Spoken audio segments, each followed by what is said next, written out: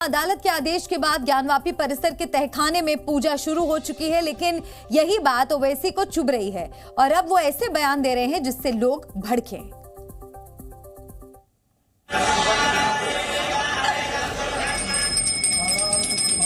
अदालत के आदेश पर ज्ञानवापी में पूजा क्या शुरू हुई?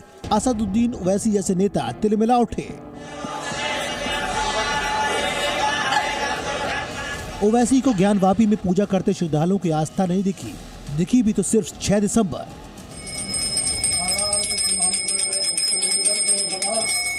इससे पहले कि ज्ञानवापी पर आपको ओवैसी का बयान सुनाए, पहले ये तस्वीर देखिए। ज्ञानवापी परिसर के तहखाने में मौजूद मूर्तियों की पूजा की ऐसी तस्वीर दुनिया 3 दशकों के बाद देख रही थी।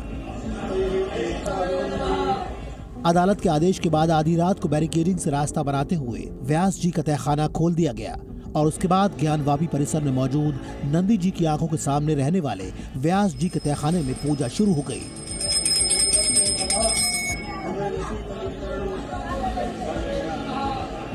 दरवाजा खुलने और तहखाने में प्रवेश के बाद सबसे पहले शुद्धिकरण का काम किया गया।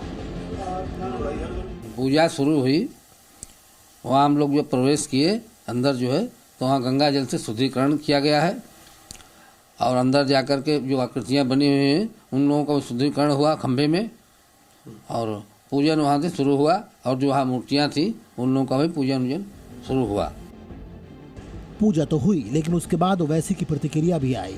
ऐसी प्रतिक्रिया जिससे मुस्लिम समुदाय भड़के। ओवैसी ने 6 दिसंबर की याद दिलाई। 6 दिसंबर यानी जब अयोध्या में बाबरी ढांचा गिराया गया था, उसके बाद देश दंगों की आग में जलने लगा था। हाँ, 6 दिसंबर दोबारा हो सकता है इस देश में। 6 दिसंबर दोबारा हो सकता है, क्यों नहीं हो सकता है भाई। 86 हुआ, फिर हो सकता है, जब जीबी पंत थे, दोबारा हो सकता है इस तरह। ओवैसी को 6 दिसंबर अब क्यों याद आ रहा है, जबकि फैसला तो कोर्ट ने दिया है। न्यायपालिका का वो फैसला आप बड़ी जल्दी मान लेते हैं जो आपके पक्ष में हो, लेकिन जो नहीं है वो गलत। AIMIM के अध्यक्ष वाराणसी कोर्ट में इस फैसले को प्लेसेस ऑफ वर्शिप एक्ट का भी उल्लंघन बता रहे हैं और निशाना साध रहे हैं PM मोदी पर। आज जिन्होंने जो फैसला लिया है वो तो पूरे केस को डिसाइड कर दिया उन्होंने। अरे आपने एक तो कितने 93 के बाद से अब तक वो खुद कह रहे हैं कि वहाँ पर कुछ नहीं हो रहा था। अब मस्जिद के तहखाने को आप दे रहे हैं तो फिर आपने तो पूरा केस ही डिसाइड कर दिया।